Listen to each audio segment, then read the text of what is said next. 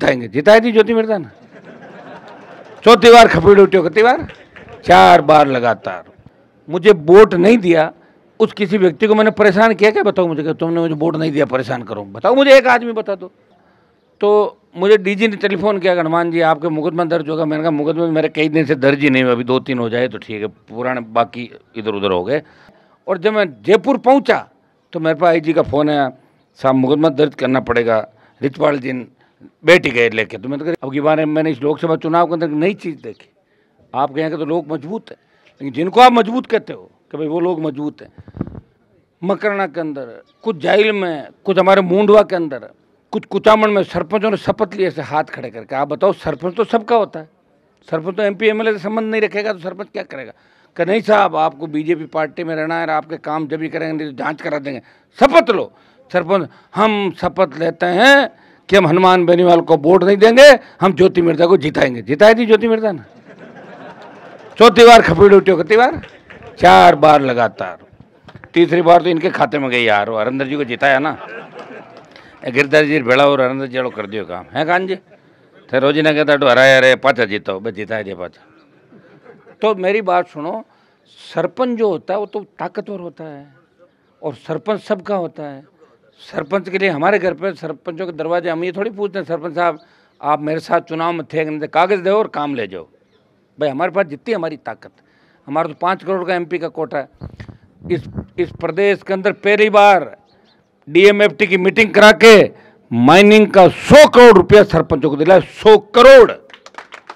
और उसी की तो शिकायत की थी ज्योति मिर्जा ने कि हनुमान बेनीवाल की चली, मेरी नहीं चली, इसलिए मैं पार्टी छोड़ के बीजेपी में भाग गई। अब कहाँ भागोगे, अब नहीं चलेगी जब, अब बीजेपी भाग पाते कांग्रेस में, और पाचा बीजेपी। तो ये काम करो क्या जीवन भर? गिरधर जी तो सेना के अंदर रहे, तो जानते हैं सारी। और मैं जो बात कह रहा हूँ गलत बात नहीं, सही बात है। और मैं किसी के मन को ठेस नहीं लगाना चाहता, क्योंकि ज्योति को जब 2009 में लाए थे तो मैं था, रूपाराम जी डूडी थे, और इन्होंने भी हमसे बात करी कि भाई एक बार नाथुराम जी की पोती को मौका मिले। मैं बीजेपी से खुश नहीं था, और कांग्रेस जीत गई नागौर के अंदर।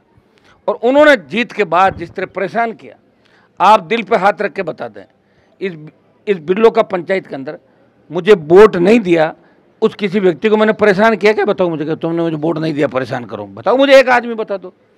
मैं ये सोचता हूँ कि अब की बार नहीं दिया तो क्या अगली बार दे देगा, मतलब रोज ही लड़ना है। कई तो एक आप जोड़ी झंडा रह जाता है, बन कहीं करना।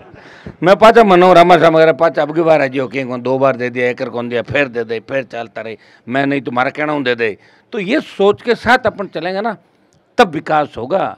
कई बार समीकरण बन जाते हैं, कई बार वोट नहीं मिलता, तो वोट नहीं मिलने का मतलब ये नहीं कि मैं काम नहीं कराऊंगा, मेरी ड्यूटी है ये।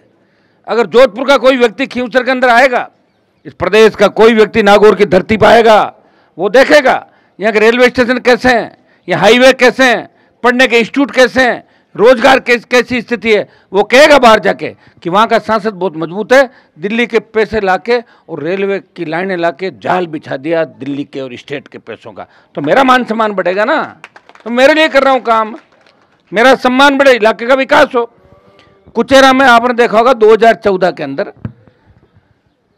ये सारे कांग्रेस में थे, मिर्जा और मैं भी बीजेपी के खिलाफ था, 14 का निर्दलीय जीता।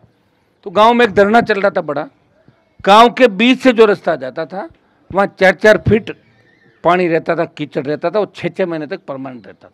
उसके लिए 10 करोड़ 8 करोड़ रुपए की आवश्यकता थी कि वो पैसा अगर आए तो वो 1.5 2 3 किलोमीटर रोड बन के सीसी नाले बन के तैयार हो जाए। पैसा कौन दे? सरकार बीजेपी की। गाँव के लोगों ने हाईवे जाम किया, मुझे बुलाया, मैं चला गया।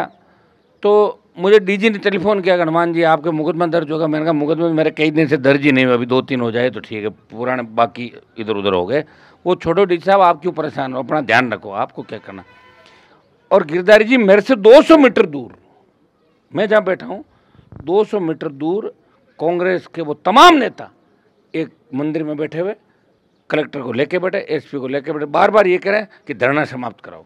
अरे राज तो बीजेपी का था, धरना तो मैं भाजपा के खिलाफ दे रहा था, कांग्रेस के खिलाफ थोड़ी दे रहा था। लेकिन उनके मन में ये थी कि हमारे गांव में पंचायती करने बाहर से कैसे आ गए, हम मालिक हैं इस गांव के, हम मालिक हैं, हम गांव का विकास नहीं होने देंगे, हम काम नहीं होने देंगे, इसी कीचड़ के अंदर लोगों को लेके चलेंगे। 7 घंटे धरना चला, सरकार को झुकाया, पैसे दिलाए। और जब मैं जयपुर पहुंचा तो मेरे पास आईजी का फ़ोन आया, साहब मुकदमा दर्ज करना पड़ेगा, रिचपाल जी बेटी गए लेके। तो मैंने कहा रिचपाल जी तो कांग्रेस पार्टी में, उनके कैसे चलते हैं? बोलो उन्होंने वसुंधरा जी से बात कर ली, सब लोगों ने, वसुंधरा जी उनकी खास है। तो सब खास है, हमारे खिलाफ कर बेड़ा बैठना, सब आ जाए हमारे खिलाफ। और मैं था के हाथ। सड़क बन गई, सड़क बनने के बाद बाईपास हो गया। अगर उस समय सड़क नहीं बनती तो 10 करोड़ रुपए कौन देता बताओ मुझे? बाईपास सीधे निकल जाते तो कीचड़ गांव के अंदर पड़ा रहता। फिर मैंने महाविद्यालय खुलवाया, शानदार कुचेरा के अंदर कॉलेज खुल गया।